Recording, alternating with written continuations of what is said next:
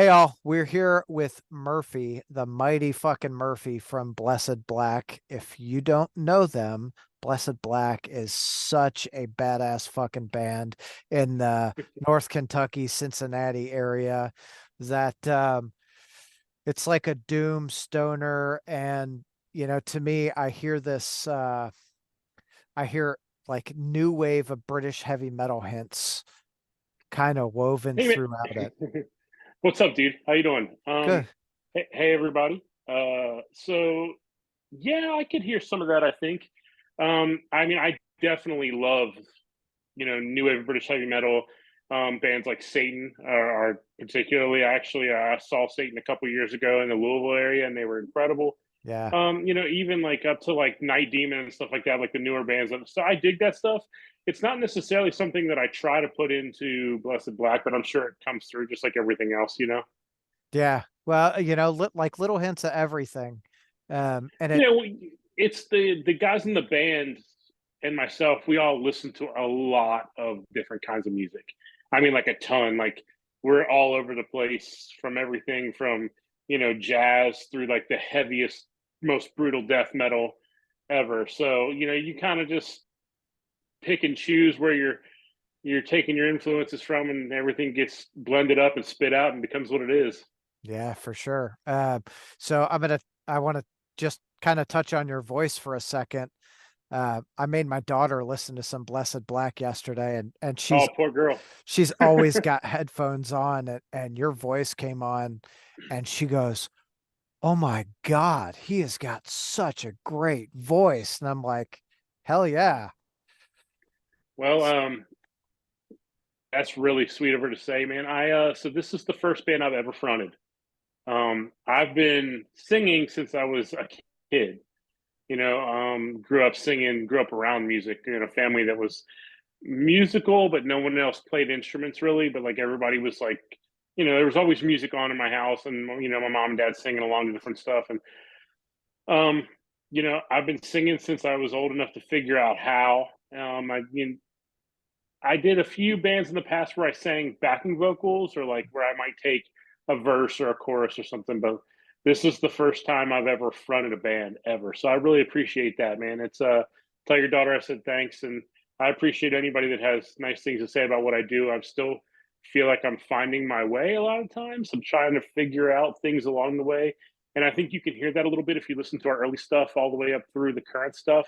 Yeah. You'll hear a little bit of an evolution with my voice and me still figuring things out. Who knows? The next one might even be different. It's just one of those things where it's a constant evolution and me trying to find what I think works and what feels good and what I can recreate. And yeah, man, I appreciate that big time. Well, I'll tell you, right? You're absolutely right. I hear the evolution from the early stuff, La Brea and what have you.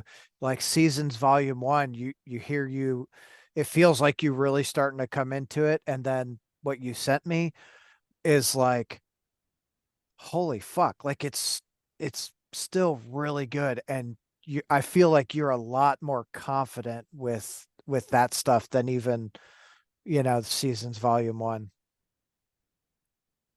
I appreciate that, man. I feel that way too. I feel like Seasons Volume One, when I went in, we actually tracked the vocals for Seasons Volume One a different time, and I listened to them, and I was like, it's not.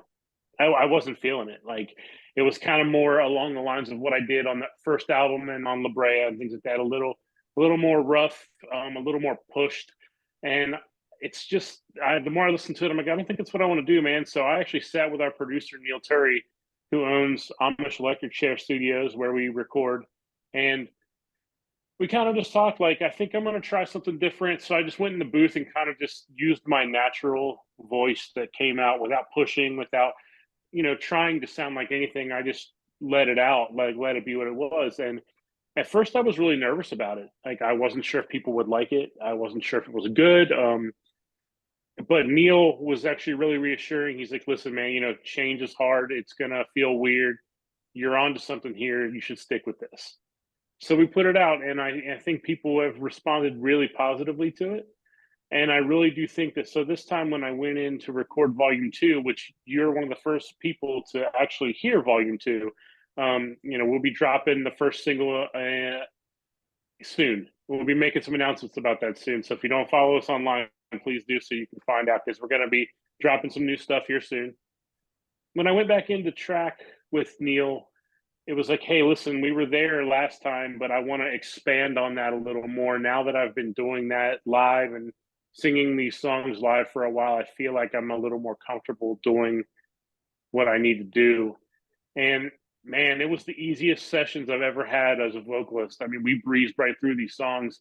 A couple of them was like, okay, the first take was like, hey, that was usable. That was good. Normally first take is like, just delete that. We'll forget it happened. But Yeah.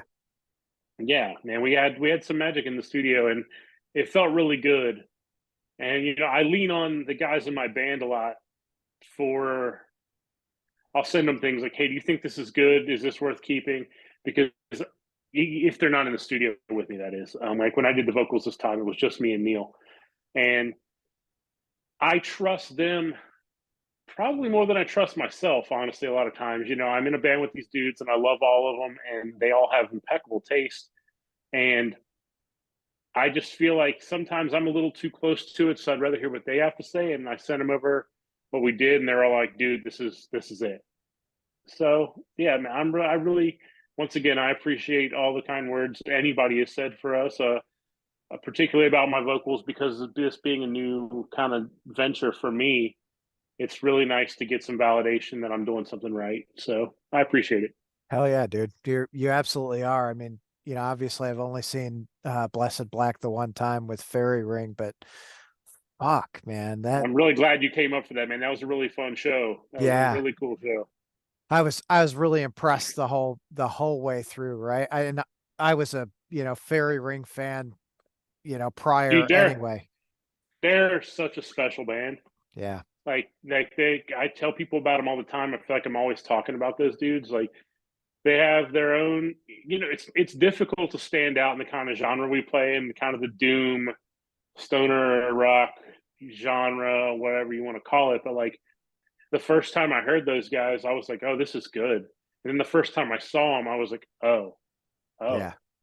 this is exceptional. This is more than good. It's kind of a singular thing when you look at them. Like I've never seen another band that live that is what they are, and it just they're an incredible band. We're actually working on some shows together right now, and I'm really looking forward to it. Absolutely love those dudes. They're 100% authentic, and I think that is so important Yeah. these days. And I just it's one of my favorite things about them.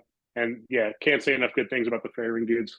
Yeah. And something really cool on at that show was both bands watched each other play just like from a fan's perspective, and you could see it on everyone's face. Everyone was like, holy shit, right? They are fucking great from both sides. And I like, It's always nice when the bands you play with are bands that you would go see even if you weren't playing with them. yeah. We've been really fortunate, man, in the Kentucky, Indiana, Cincinnati, Ohio, like tri-state area, all of Ohio, Indiana, and Kentucky. There's so many good bands. Oh yeah. Like in just within the scene that we're in. I mean, when you get down into Kentucky, you got Crop and She and Storm Toker and like dude, so many good bands. And then you get out to Indiana, and of course you've got Fairy Ring and Ancient Days and Mound Builders, and like you get into Ohio, and I've been listening to Lopan like crazy the last couple weeks, and like they're just such an incredible band, and Horse Burner, and like just dude, so many good bands. Oh yeah. Horse Burner and Crop had that little run going here in just a Yeah, couple of weeks. yeah, once again, just like some of the best dudes ever. I'm sure you've seen the Legalized Lex show that's coming up on 420 this year. Yeah, I'll be Uh, there. Absolutely, man. Braun from Crop put it together, which he busted his ass. He kind of came to me. We were actually standing in the crowd at Danzig. We were watching Danzig, and he was like, "Hey, I'm putting together this show," and he started telling me about it. I'm like, "Dude, I don't care if you have a spot for us or not. We're playing." Like, Yeah. and he was like, "Absolutely, you're in." So it's going to be one of the coolest shows I think that's going to happen all year.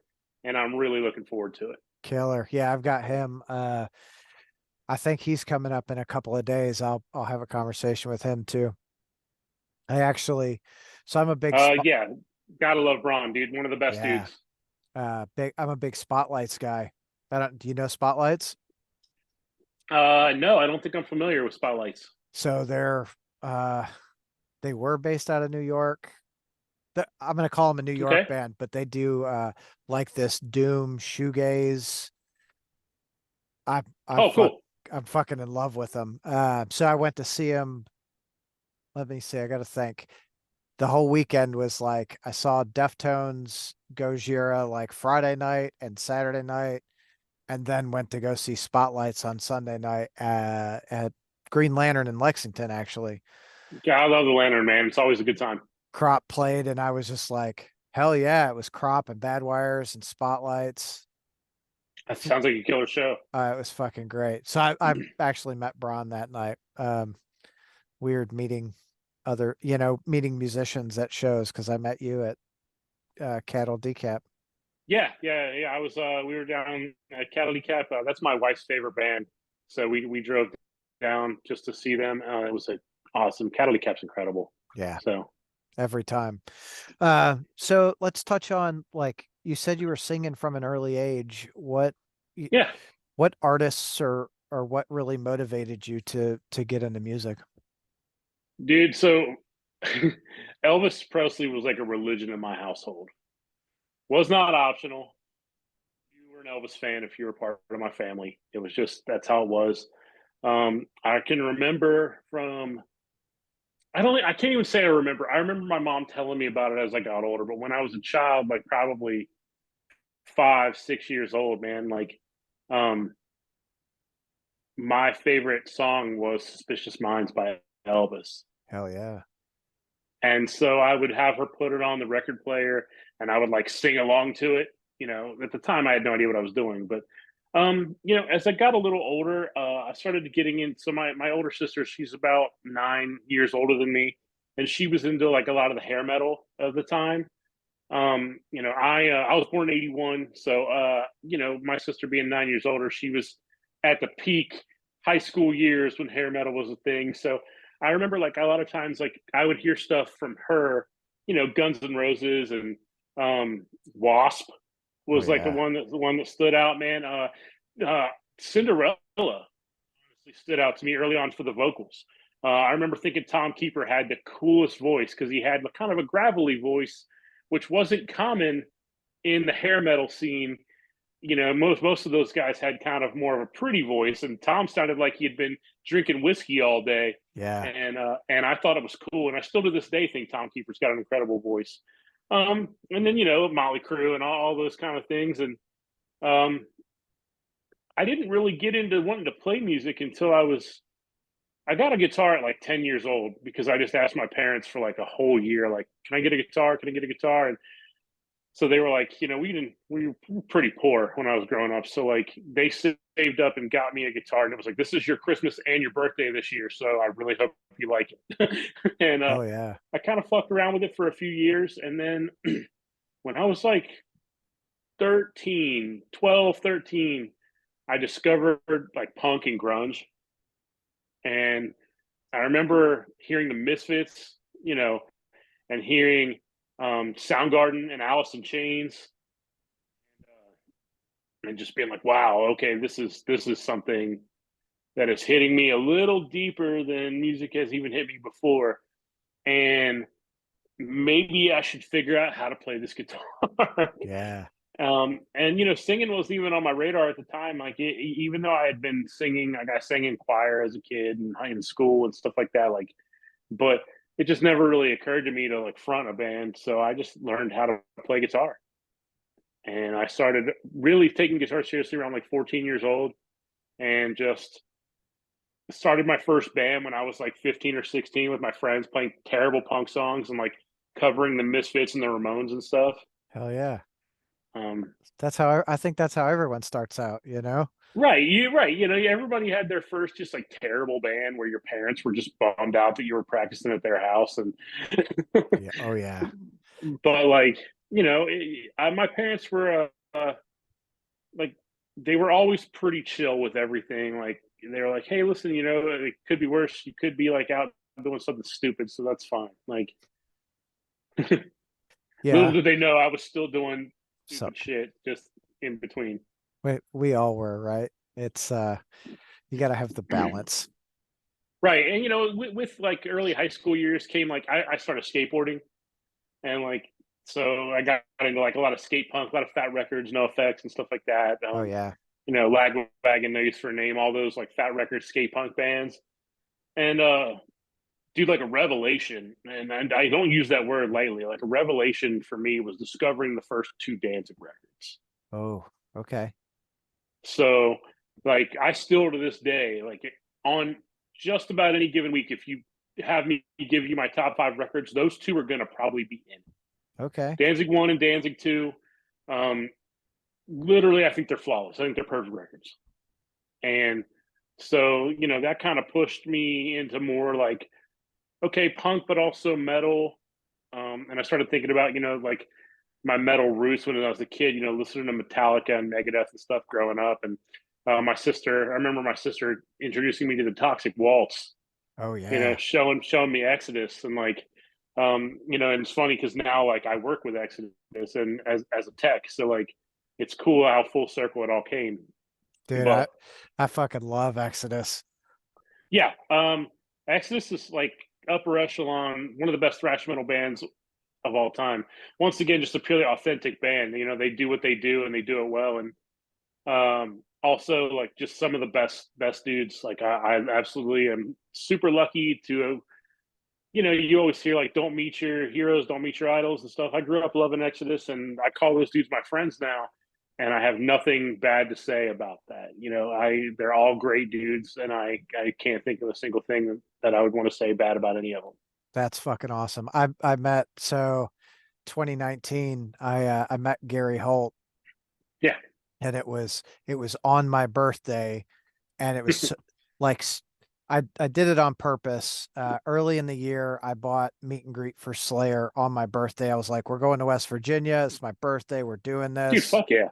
And uh, so my birthday's May 13th. April 5th, my fucking little brother killed himself.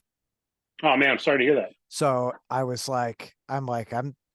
I'm all fucked up. I'm still going to meet the band. And Right. I went and met the band and kind of gave them my story. And I swear to God, they all just kind of huddled around me and were like, dude, it's okay. And gave me these words of encouragement. And I'm like, oh, this is why I fucking Brother, love you guys. that's why you love music, man. I mean, in times like that, like loss and tragedy and stuff like that, like music is more important than ever. Oh yeah. You always hear people say like it sounds cliche, but I believe it almost every time somebody says like music saved my life. I believe people when they say that because I've experienced it, and I've experienced it through myself and through a lot of other people. Music heals people. Music saves people. It is the universal thing with music that like finding a song that speaks to you will heal you, man. Like and it's I think it's really good that you still went and did that. You didn't shy away from going out, and I'm glad you got to meet them and they embraced you like they did, man. I don't know the guys from Slayer. um i um I have known Gary now 7 or 8 years now. I guess maybe not quite, maybe 6 or 7, something like that. That since the first time I text for Tom Hunting, their Okay. drummer, and one of just the nicest, sweetest guys ever you'd ever want to meet. And just a big kid who loves his life and loves his job, and still appreciates being a metalhead and playing metal. And yeah, Yeah. And his transition, right? Like when he decided, hey, I'm gonna get sober and he sobered up, I feel like you can really see it just on his face. yeah, man. I didn't know Gary. We met right around the time he sobered up. Hmm. Um, so I think like the first year or so that I met him, he would drink a couple beers at the shows when I saw him, but I never really saw him like hammered or like fucked up real bad. And then like about maybe a year afterwards, excuse me. Actually, the last time I think I saw any Gary drink, it had to have been 2020, maybe 19, something like that. And even then, it was like I had a beer, but not I don't drink, but he had a beer before he went on stage, and that was it. Like, but I can tell that like since he has gotten sober, you can tell that like he's feeling better, and that he is seeing a lot of positive effects from it. And I'm glad for him, man. I'm glad for any of my friends who do the things they need to do to better themselves, or to get in a place, or to recognize something that's dragging them down and get away from it. Hell yeah. I absolutely agree, right? Like it's when you notice something that's dragging you down, you got to fucking cut ties and move on, right? Absolutely, man. And we all know it can be tough, dude. I mean, it's crazy to think like when I was a kid, I never would think that I would know people who died from overdoses, Oh yeah. you know, and like, or people who did heroin, and like, because when I was a kid, like heroin was, it was like a big bad wolf drug. Like, people talked about it in hushed voices, and now it's just everywhere. Yeah. And you got people, everybody I know has a family member or a loved one or someone who has OD'd or has died, or has, known someone who OD'd or died from opiates. And it's just crazy to see, and I have a lot of friends who went down that path and then found their way back and cleaned up and turned their life around. And I'm proud, so proud of every single one of them, and I have other friends that are still struggling with it, and I'm proud of them for fighting, you know what I mean? And I hope that one day they get past it too. But I think it's an incredible thing when people have the self-awareness to realize what's going on and to make the change. I agree. And it, you're gonna, as long as you're living and fighting for that, to get away from it, whatever that outcome is, you deserve to be recognized for that. Absolutely. Okay, we kind of went down a little dark hole there for a Yeah, second. yeah, yeah. Let's bring it back. Let's bring it back. Let's take it up to some Yeah, more music. How about that? but fuck yeah. Who are some of your like your guitar influences? You let I mean, I could be as cliche as everybody else. It's Iommi. It all goes back to Okay. Tony Iommi. I Hell yeah, mean, it does. and still to this day, I'll listen to Black Sabbath, and I'll still catch something. I'm like, holy shit, that was really fucking cool. What did he just do there? And I'll, have to back it up and listen to it and try to figure it out. And yeah, I mean, Tony Iommi is definitely up there. Richie Blackmore is a big one for me. Okay. I love Rainbow, love Deep Purple, love Blackmore in general. Just I think that one of the archetypes of a very unique style and his own thing. So yeah, Blackmore's pretty heavy. Actually, one of the solos on the new EP that's coming out, when I tracked it, like I just thought to myself, like that sounds kind of like a Blackmore solo. And then now, and as soon as I said it, like in my head, like the biggest smile hit my face, and now it's like my favorite solo I've ever tracked in my life. Hell yeah. Um, you know, uh, John Christ on the first three Danzig records. I think John Christ was. I think the biggest thing that happened to Danzig's career that made him go downhill was John Christ not being in the band anymore. I think that dude, just everything about his playing made those records, and he's one of my all-time favorite guitar players ever. We'll be at practice, and it's like we'll be stuck at a part, and like I'll look at Jake and be like, I don't know, man, what would John Christ do? Like, because the dude just had creative ways of doing the most simple shit and making it sound awesome. Hell yeah. Um, you know, Robin Trower. Um, yeah, I mean, I'm kind of all over the place, man. I like a lot of different stuff. Hetfield, of course, Yeah. arguably the greatest rhythm player in metal of all time. I would argue that. And I love Metallica so much. Um, lots of just great players. Someone else who I've been fortunate to work with and become to call a friend is Matt Pike. Oh Um, yeah. yeah, Matt's a big influence, of course. I think just one of the most. Once again, like we were talking about Fairy Ring earlier and how they're Mhm. just authentic. Matt's the same way, man. Like just truly authentic and only who he is. And I think it's unique and and incredible. And yeah, man, I got to tour with High on Fire December of 2022, and Tech for Matt and Tech for Jeff, and just phenomenal time. Amazingly fun dudes, and yeah, just really fucking unique, incredible, talented people. Hell yeah, dude. That is a really good fucking list of guitar players, and I'm always impressed talking to people about their influences with guitar because they literally range. Um, man, like Frank Zappa, right? That dude was Right, right. A lot of people love Zappa. he's so crazy. Oh, hold on 1 second. I need to plug in, or we are going to die, and you're going to lose me. Uh, Our internet went down. It should be back up within like the next half hour or so. Like, of course, the day I've got this going on with you, like our internet goes down. So I'm actually doing this on my cell phone right now.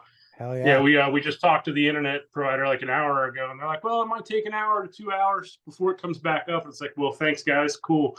So yeah, I'm actually doing this on my iPhone right now. No worries. We'll figure it out. Um, Yeah, I man. I know it's always weird doing these things, right? Like half the people use the phone, half the people use a laptop. I'm always on a laptop because I got my little studio area. Right. Normally, I actually would be too. Yeah, man. If our internet was working, I normally have my laptop in my studio area too. This is actually like Jess's office slash our like dressing room office space that we use in the house slash the cat's room. Yeah. So, Oh, speaking of cats, oh man, look at that. Yeah, we've dude, got three of them. They're around here somewhere. I got three dogs and a cat, and they're all pit bulls, and the cat rules the roost. Absolutely, it's funny how that works, man. Yeah. Um, Um, but yeah, getting back to like guitar players, man, I think that it's cool um, hearing what influences other guitar players. Like, when Jake came into the band, so Jake's the newest member of Blessed Black. Like, we started the band 2017 ish, I think, and with my buddy Chris playing guitar. And it's coming up on 2 years now. Chris, told us like he wanted to move out of the band, and we started talking about who to get. We toyed with the idea of being a three-piece for a minute. mhm. We actually played a couple shows as a three-piece, and it just kind of didn't feel right. Like something was missing. So we contacted Jake. We knew him. He used to play in a band called Smoke Healer up here, and he had been out of for a little bit. And so I hit him up, and he came down, and it was immediate. Like the chemistry was immediately there. He fit 100% with the band, and it's been such a cool experience. Like finally, not that there was anything wrong with Chris being in the band. Chris is a great guitar player, and he helped found the band with us, and I'm eternally grateful for all of that. But when Jake joined, there was just a chemistry there that I can't say that I've ever had with any band before I've ever been in. That's cool. Yeah, it's really good. I mean, we hang out outside of playing music. They're my dudes. We all hang out and like just chill and laugh our asses off, just hanging out, being friends, and um, it's been really good. But yeah, Jake's influences are completely different than my influences. We have some where we meet in the middle. Things, we both love like bands like Graveyard, Yeah. um, or Uncle Acid, things like that, or like Robin Trower, or Rainbow, shit like that. Like we meet in the middle on a lot of things, but then he'll send me something completely out of left field that I've never even heard of before, or I'll send him something that he hasn't heard before, and it's like, oh shit, this is sick, and it's really Yeah. cool, like how everybody's influences come together to make what becomes Blessed Black. Well, and it's like with every band, right? You know, looking at even Black Sabbath, when you had Ozzy era Black Sabbath, it was a very unique, powerful thing. When you Right. move into Dio, it was still super powerful, but it was different, Dude, right? so yeah, I've had that argument with a lot of people, man. Like, it's funny because my wife, her favorite band is Black Sabbath. Well, up there with Cattle Decap, but I think maybe probably overall Black Sabbath. But one of the first like things I ever said to her about Black Sabbath, I think is like I think Dio Sabbath is as good or better than Ozzy Sabbath, and she kind of scrunched her nose at me. She couldn't believe I said it. And like, um, but I Well, still feel that way. I think that you know, like you said, the Ozzy era Sabbath is special. You know, it's the archetype. It's the beginning of what all of us became. yeah. And but when they moved on with Dio, it's still really special. I mean, I think you listen to Heaven and Hell, and then that's a band with a fire lit under their ass, dude. Like they had something to prove. And where you listen to Mob Rules and you hear like a riff like Signs of the Southern Cross, and it's like, Oh holy yeah. shit, man! Like this is still an amazing band. Yeah. Um, So I'm with your wife on this one. I'm a Ozzy. I love yeah, Ozzy era Black Sabbath. And I I like both. full disclosure, I did not like Dio Black Sabbath. And I say I didn't like it. I didn't give it an opportunity until I don't know, probably the last, I'm gonna say 2 or 3, but it might have been like 5 or 6 years.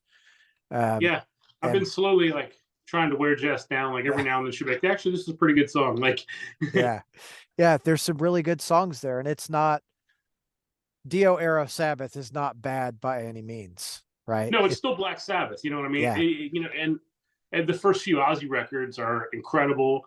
So I'm glad that we got the Dio era Sabbath and the early Ozzy solo stuff, and then I'm glad that Ozzy came back. I mean, dude, the last Sabbath record 13 is sick. fuck yeah, it is. It's super good. So I'm glad we got all those different eras.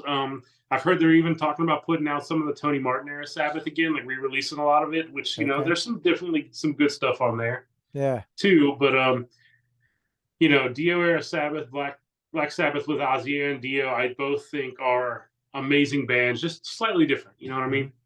I absolutely agree, right? But I that's do think that the big thing they lost with Ozzy for me was Ozzy's lyrics were so um wild but like relatable somehow. Like, yeah, he'd be talking about the craziest shit, but somehow you would still connect to it and relate to it.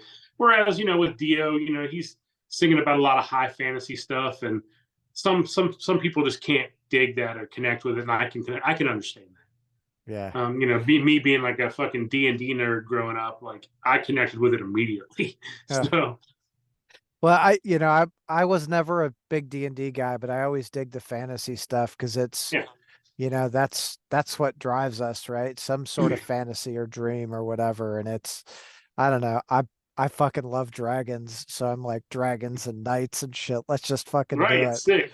I Yeah. do think it's cool that like through Dio and other bands, Manowar and shit like that, how like that became synonymous with metal as like fantasy swords and dragons and shit like Yeah. became a part of metal through guys like that. Um, and I grew up loving Dio. Like I said, I love Rainbow. They're a huge influence. Um, not to drag back, but like an influence I feel like I need to talk about is how much I think that Judas Priest is the greatest heavy metal band of all time. Okay. Yeah. I genuinely do think that. There are albums that I would list above a lot of Priest albums, but I think that overall, um, I really do genuinely think they're probably the greatest metal band ever. So, The thing I really like about uh, the thing I love, not even like the thing I love about fucking Priest is, Halford was very, I'm gonna say flamboyant, but that's not the right phrase, right? Like dressing in the he was just leather and shit. authentically him. Yes. And everyone was like, yeah, it's fucking awesome. And then he comes out and they're like, what? It's like, who gives a shit?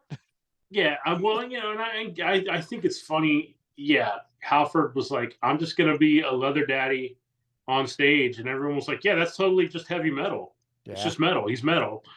And he's like, "Hey, I'm gay," and everyone was like, I mean, I assume a lot of people were shocked. I don't know how Right. they were shocked.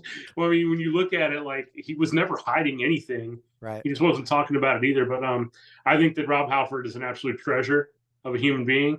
I think that he is still one of the greatest performers on the stage. Priest is still killing it, still Yeah. to this day, crushing it. And I really like. I just can't say enough how much I think that they're the greatest heavy metal band ever. So Yeah. Hell yeah. Well, I mean, that it's a good solid band. You've got a good solid list of fucking, heavy metal bands that really influenced you to get you to where we are today, like, Yeah, man. and I think again, looking at like the sum of the parts, listening to all of those bands really help propel you to have such a strong voice, great I've guitar always player. appreciated singers, man. Yeah. I love death metal too. Like, don't get me wrong. Like, I'll turn on Cannibal Corpse, and I love Corpse Grinder's voice. Right, exactly. Yeah. Like, um, and I love Morbid Angel and a lot of like I've been listening to like Internal Bleeding and other bands like that here lately. And I just had Chris um, Pravelis on. yeah, just phenomenal bands, man. I love death metal, but I've always appreciated singers. Yeah. So um, when it came time to kind of do this band, and I decided to take that leap, like I'm going to do some vocals, and you know, it was a journey, man. Like I knew I'm not a screamer, I'm not a a harsh vocals guy, so I knew that it was going to be some sort of singing, but I just had to find the voice. But yeah, man, I've always been a huge fan of good vocalists in bands. And there's a lot of bands, man, like in the genre where like the riffs are sick and I'm really vibing on it, and then the vocals come in and they lose me. Yeah. And I hate it, man. Like I'll be listening to like a playlist online that got generated off of something, and like a riff will come on. I'm like, holy fuck, who is this? And then the singer will start. And I'm like, and we're done. Skip. Sorry. Like bad vocals will ruin a song for me 9 times out of 10. So Yeah. Well, and it's so I'm the kind of guy that I can listen to it if I love the band on CD and I go to see them live and they're mhm. terrible live. I'm like, I don't even want to listen to them on album anymore. It can be a bummer, man. Like, there's definitely some bands that I've seen over the years that couldn't quite pull off. I don't know if it's whether they were too ambitious in the studio, or maybe just like they weren't a great band live, and the studios just gave them the opportunity to doctor it up. But like, yeah, I've definitely seen some bands where it's like, damn, this record's sick. I can't wait to see them. And then you see them, it's like, well, at least the record's good. Yeah. um, but yeah, or vice versa, man. I've seen some bands that live that like blew me away, and then you listen to their record and it's like either they didn't have the budget or the know-how or the time to capture that. And Yeah. going back to earlier talking about where we record at Amish Electric Chair with Neil Turry, one of the things that we've been able to do since Seasons Volume 1 and also Volume 2, 3 and 4 are coming, we're actually working on them now, is for the first time we're tracking these albums in a room together live as a band. Oh, nice. And that's something I've never been able to do before. My studio experiences were always you go in, you have scratch guitars, the drummer lays his tracks down, bass player, guitar players lay their tracks down, singer comes in, does his thing, and the sum of everything gets put together. So to be able to be in a room with my dudes, looking at each other, vibing off each other, playing these songs, I think there are moments on those EPs if you listen closely where there are like microscopic little fuck ups that like we just kept because that was the take. That take had the feel, the vibe, the sound that we were looking for. And it's like, well, I can live with that like 0.25 of a second where the guitar pulled out of tune or something like that, like, and I'm really proud of it. And I think that one of the things that made those records so far so special for us to make was that ability to track together in a room. I think that, when bands have that ability and they do that, it sounds a lot different than when everyone does their own part separately. I think there's something more organic about it, because you don't practice. I mean, I practice individually. I play my guitar without the dudes around, but like we practice as a band in a room together, Yeah. and it's different when you've been rehearsing your ass off to go into the studio and you get in there and all of a sudden it's like, okay, well, I'm by myself now. It's not the same. It's No. not the same as like when you're in a room with your dudes and you're all, both or all four of you, working on the same thing at the same time. You feed off of each other. Oh, fuck yeah, you do. It's like being on stage, you Yeah, know, you you're gonna have that, and it makes for a warmer, more welcoming sound. Like you said, it's a better vibe. It right. you guys are getting it together, and that's I feel like I like those albums more. Yeah, I like live albums for that reason. yeah. Oh yeah, dude. A good recorded live album. Absolutely. If you've got a good live album that can capture, what a band does well, Hmm. um, like Opeth at Red Rocks, Oh, I gotta listen to that. dude. It's so good, so good. And bands that can have put out a good live record, I think you really hear the magic of that band being in their element more so than you would any studio album, I think. But you know, also I think certain bands haven't figured out in the studio too. So Uh, we're working on it, man. We're trying. you guys are fucking crushing it, dude. Thanks, man. I appreciate it. Um, I, the I'm hoping that when volume two comes out, there's a ton of fucking fanfare around it. I know I'm gonna be like pushing. It's one of those things, man. Like you work really hard to put out a record, and you never know. You never know. We might put it out, and people might love it. People might not love it. It's a risk, but at the end of the day, we write the music for ourselves, and we just hope that people relate to it and then love it. And even if people do love it, there's no guarantee that it gets a push from anything. We live in a weird time to be a musician, man, where like content online and socials and things like that have to be pushed beyond just writing good songs. It's not enough to be a good musician anymore. Like you have to be a content creator now. It's Yeah, required. So, and when you're 42 years old, figuring out TikTok. You know what I mean? It's different, yeah, man. Like it's one of those things where it's adapt or die. And that's just how it is.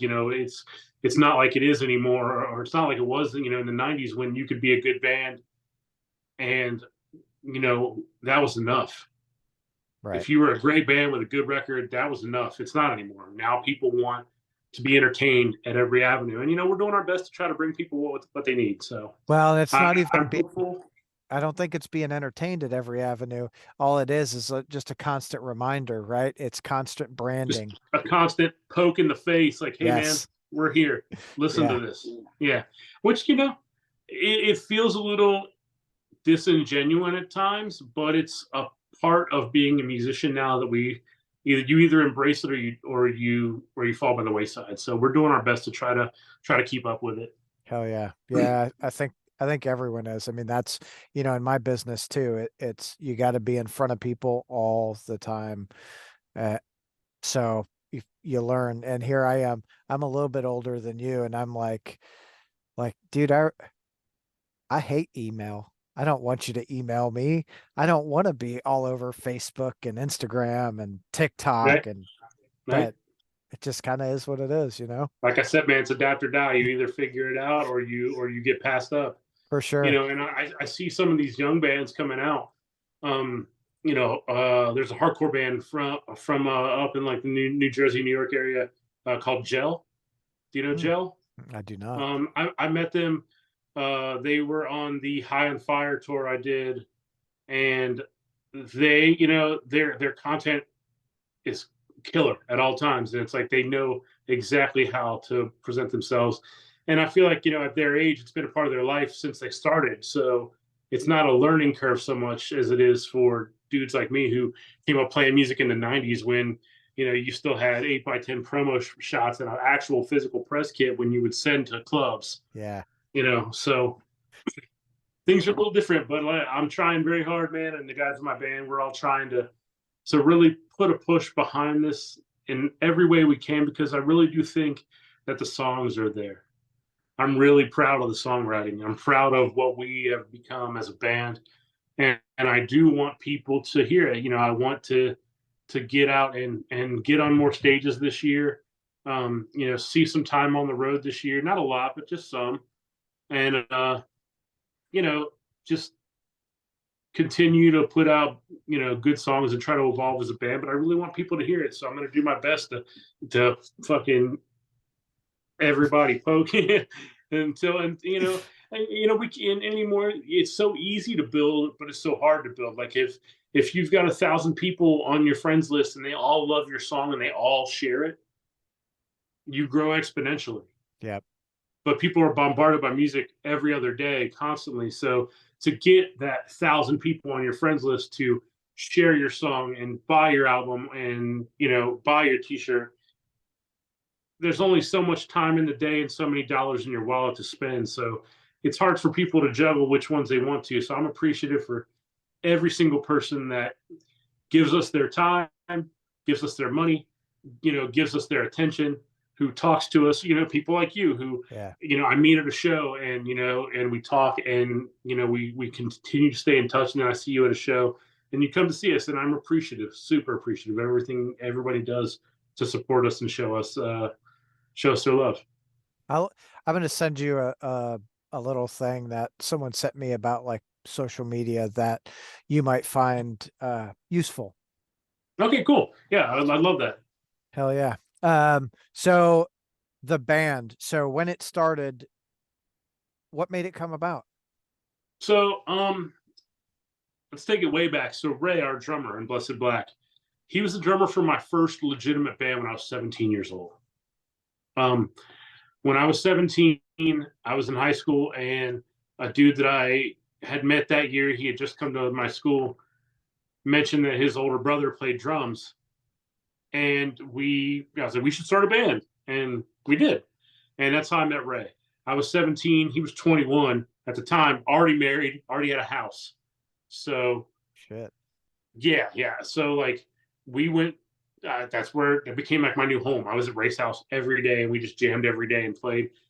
And then, life happens. We kind of lost touch as we got older and went probably a good 10, 12, maybe longer years without really seeing or hearing from each other. And then I would run into him periodically. He was working at a music venue. He was working at Bogart's up here in Cincinnati. Okay. And I was playing in Workhurst and, we were doing our thing. And our drummer in Workhurst could not make a tour that we had. And so I contacted Ray. I was like, hey, man, can you fill in for this tour? And so Ray stepped up and did the tour with us. And through doing that tour and traveling together, it reminded me like how much I loved jamming with this dude and how much music chemistry we had and how much, I loved hanging out with him as a friend and how much, we brought to each other's musical journey.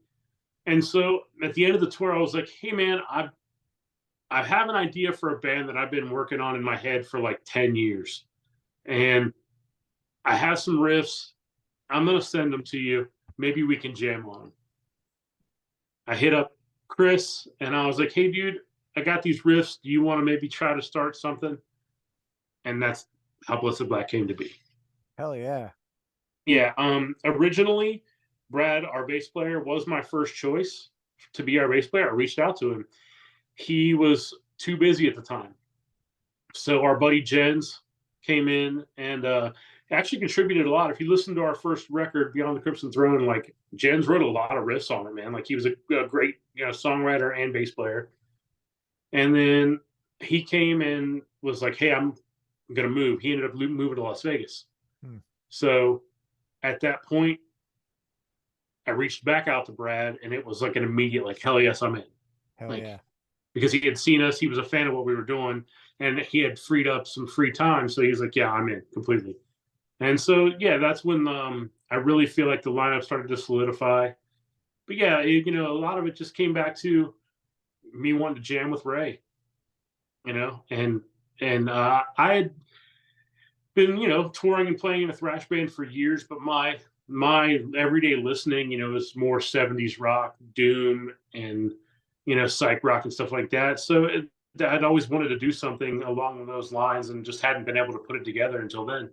Hell yeah. So, Well, I'm glad you put it together because I fucking love it. I really me do, too, man. buddy. I'm stoked on it.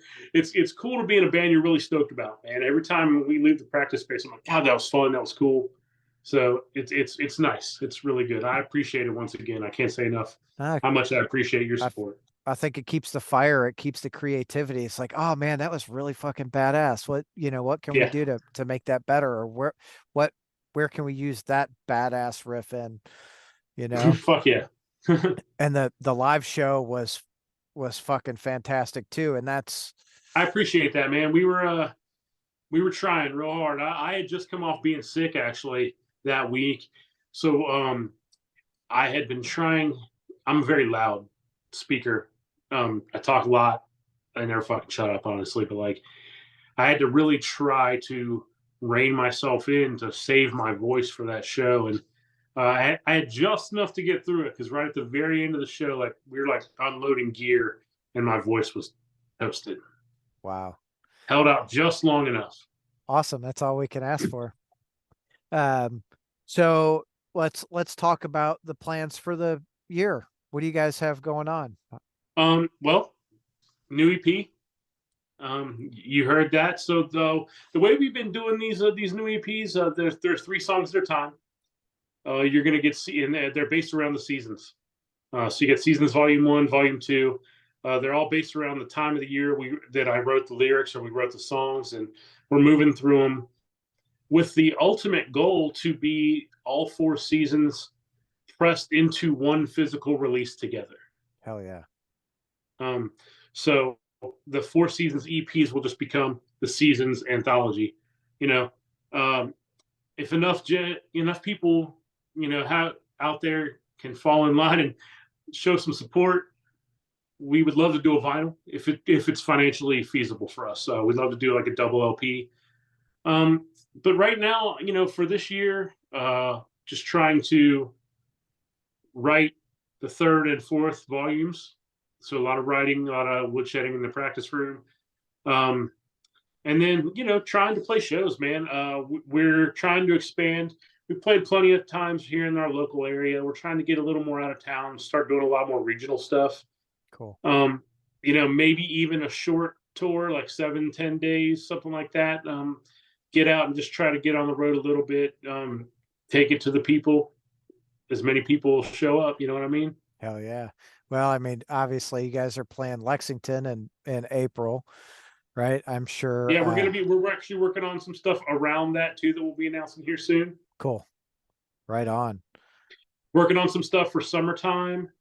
And the hope is just to fill out the year enough to stay fairly busy all year. And the way we've been dropping these EPs is 1 song at a time. Honestly, like we treat them like singles, and it gives us the opportunity to kind of push each song out there to people, about a month at a time. Every 4 to 6 weeks, we'll drop a new song until all 3 on that EP are out. And that gives people time to listen to a song, digest it. And then when the new one comes out, they're right back in, diving into that one. And then the 3rd one comes out, and then, then they got the EP they can sit and listen to, but they had time to actually dive into each song. And it gives us time to make content around each thing and, try to promote things as best we can. Hell yeah. But hopefully this will give you a little bit of content too, I think. Absolutely, man. Although we're both in horizontal right now, on TikTok, we probably should hold on. There we go. Okay. Yeah. I can't turn my computer. It doesn't work that way. Man, you could. I believe in you. That's fair. It would look really fucking weird. No, it's funny, man. Like for years, people would film with their phones straight up at concerts, and you'd see them on YouTube, and it'd be this little tiny blurb. And so we're telling everybody, like, dude, film in landscape, and so like finally people start doing it, and now TikTok's like, no, right. Film in portrait, and so it's like shit. Now I have to get everybody to start doing. I gotta retrain them. Yeah. It's funny. So are you teching on Headbangers Boat this year? So no, I was supposed to do Headbangers Boat, this one that just happened. Yeah. And then I wasn't able. It's funny, man. I couldn't go because Workhorse had a tour pop up that got moved. Oh, so we had a tour, then it got moved onto the dates of Headbangers Boat. So I had to cancel my trip to Headbangers Boat, and then the tour got moved again. So I had already canceled my stuff for Headbangers Boat. It sucked. Dude. But I'm actually leaving uh, on February 13th with Municipal Waste. My good friends, I'm going out with them for about a month, teching for them. Also trying to line up a little more tech stuff this year. I'm always looking for tech gigs. If drums, guitars, bass, tour manager, any kind of tech crew gig, I'm always looking for bands. It's something I love doing. I love touring, and I love working on guitars, and being a part of that lifestyle. But I'm trying to focus a lot as much as I can on just doing my own thing with Blessed Black this year too. So Hell yeah. Well, I'm excited to see what comes with Blessed Black because I'll say it and I will say it with my last breath, right? Like I really enjoy the sound. I enjoy the live show. I think it's this fucking seasons one. I couldn't get enough of that. I probably listened to that 1,000 times, thanks, man. and they're both really strong, really powerful. I think you've got a really, really great fucking product there. Thanks, dude. The goal is to just keep getting better, right? I mean, the longer we're together as a band, the more chemistry we have, and the goal is just to write good songs and have fun with your dudes. Hell yeah. Hell yeah. That's a good way to look at it. Like I was gonna ask you something. Oh, let's talk live shows because you are a live musician also. Yeah, yeah. What what has been your like favorite live show experience? Overall, ever? Sure. Whew, man. Okay, I've seen probably 5,000 shows in my lifetime, man. Like I go to a lot of live shows. Um, let's go in the last couple of years. How about that? That might be a little easier. Yeah. Um, Danzig, hands down. Glenn Danzig, this past year in 2023, he played Danzig one front to back, and it was incredible. He also played some cuts from two and three that everybody was stoked to hear. But I mean, to be at his age and still putting on a show with so much energy, and the band sounded so tight, and you know, I love every single song. I'm screaming the lyrics to every single song, but the show was unbelievable, just Right on. absolutely incredible. Um, Saw Mastodon this past year, always an unbelievable show. Just incredible light show. Gojira was with them, Yeah. also an incredible band. Mastodon absolutely crushed. Um, just the light show and the lasers and all their crazy bronze drum kit with all the wild ass raps and shit all over it, and everything about that band. It's cool because I saw Mastodon for the first time in like 2003 at Crazy Fest, Oh, right on. and so to see where they were then and how far they've gotten to and what they've become has been really cool. And I think they're just one of the greatest bands out there doing what they do. Just phenomenal. Um, I was lucky enough to get to tour last year with Municipal Waste, and we were opening for Carcass. So I Oh, watched Carcass play every single night, and that band is just so fucking good, man. Like every night after night, those dudes are just absolutely crushing it. And I'm a Carcass fan, but like I gotta say, touring with them made me appreciate them in a way that I never had before, even. right on. So yeah, and plus, once again, they're just the nicest dudes. That tour was great. It was Municipal Waste and Carcass, Sacred Reich, and Creeping Death. Who, Oh, if you haven't heard Creeping Death, one of the oh, best young death metal bands coming up in the scene right now. Just absolutely insane riffs, and Reese's vocals are fucking bonkers. Just super fucking cool death metal. yeah, I've seen them. I've probably seen them a handful, maybe a half a dozen They've been times. touring their nuts off. So like Yeah. I'm sure you've caught them a few times. Definitely, if Creeping Death comes to your town, go see them. It's worth it. Yeah, they're fucking great. Wow. Danzig. That cattle decap show was actually really good too, man. So I was that, impressed by them. I've always listened to them a little bit, but they weren't on my radar nearly as much until Jess and I got together, and she listens to them all the time. And that the last two records, man, were like exceptionally good. Yes. like really, really good. And so to see them play, and we caught them a couple times. We saw them with Amon Amarth as well. They came through. It was like it was them and Obituary Oh yeah. and Carcass. And with Amon Amarth, we caught them up here in Cincinnati, and that was also an incredible show. But yeah, man, Danzig destroys all. Absolute incredible, absolute unbelievable show. I think the first time I saw Danzig, I saw him with Sepultura. Oh, sick. That was a cool fucking show. That was back in when Max and Igor were still with the band. Yeah, Uh like Biohazard. Chaos AD era. Yeah, it was probably 96, 97. Yeah, so right before Chaos AD, like right around the time it was, or not before, but like right around the time it was Yeah. really, hitting. Yeah, it was what a fucking both all the whole That's night was prime era Sepultura right there. dude, That's it was fucking so. killer. What was your first live show experience? Oh man, that's hard to say. I saw Chubby Checker with my dad Oh shit. when I was like a lad, like just like a little kid, man. Like, he played at the Cavalcade of Customs car show when I was like probably 6, and my dad took us, and it was cool. Um, the first concert I can remember buying tickets for and going to, um, I was 15, and it was Rancid, or no, it was Motorhead, the Dropkick Murphys, and Hatebreed. Oh fuck. Yeah. Um, loud, still to this day, maybe the loudest show I've ever been to.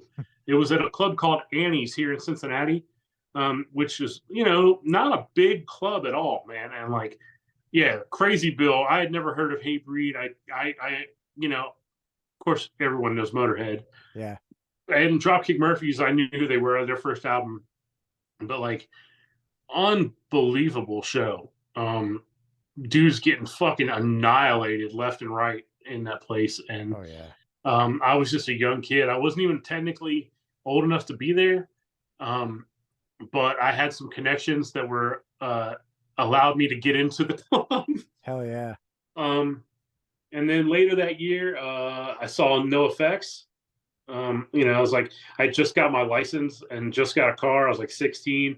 Started going to punk shows all the time. We used to go to a lot of like band challenges and a lot of local shows and stuff like that, and basement Yeah. shows, all kinds of stuff like that. But as far as bigger shows that I can remember paying for, stuff like that was, yeah. I Those think are Motorhead was the first one. Yeah, that's a good first fucking show. yeah. I was completely blown away. I did not wear earplugs, and my ears rang for like a week. It was bonkers. You're like, I'm 42 and I still have tinnitus from that night. Well, I do have tinnitus, and I'm sure it didn't help. No. Yeah. Yeah. I saw Motorhead with Slayer and it was mind blowing. Yeah, It wasn't my first show, but yeah, that's a pretty killer fucking show, though. What was yeah. your first show? So the first show that I ever went to was Michael Jackson on the Thriller tour. Oh, I'm so jealous. Yeah, that You have was no idea how jealous I am. oh I I would hear have loved to have seen Michael. yeah, Grew up absolutely worshiping the dude when I was younger. Michael and Prince, still to this day, yeah. just two of the biggest icons of music of all time. So But that's what I attribute to my love for music. Like seeing that I was that was high production live shows at its best, man. I mean, I'm sure yeah, it blew you away. yeah, absolutely. And I was like 7 years old. Yeah. So like I know we left, we went home and I immediately turned on the TV and I was like, we had just got cable. So I was like VH1, MTV, who's gonna have Oh something yeah. good on there? And then my first metal show was Ozzy Osbourne, Faster Pussycat, and Ugly Kid Joe. Ooh, that's a sick lineup too. Damn. All Yeah. right. So, and then like Oh you, yeah. right? I've probably been to uh I would be 1,000+ live shows at this point. Yeah, I mean, I'm definitely over 1,000. I mean, and that's just like if you start counting like touring and teching, then it gets real crazy. Yeah. But like, yeah, um, it's been pretty fucking fun, man. Music rules. Hell Live yeah, it shows does. fucking rule. Well, and it's the community too. It brings you together. I mean, it's how I know you. It's the whole reason we're Absolutely. talking right now, man. That's it. And that's with mental health, right? Like when we feel a sense of community, it helps us, it puts us in a better state, right? Like, Absolutely. so I fucking love it. And I appreciate you taking time out of your night to come hang out with me and not hang out with your wife. Yeah, yeah, she's in the other room. I'm gonna go hang out with her ASAP as soon as we're off here. Cool. Um, but yeah, man, mental health is actually I sent you volume 2. The first track on that goes a lot into that. So if you get a chance, dig into the lyrics a little bit. I'll send them over to you, and we can talk a little more later offline.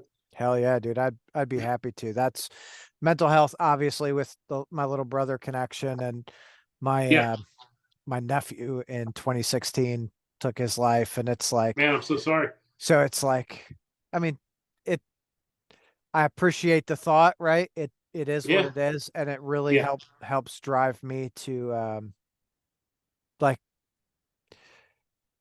be conscious of other people and what they're going through. I try not to be, like absolutely. knee-jerk reactions.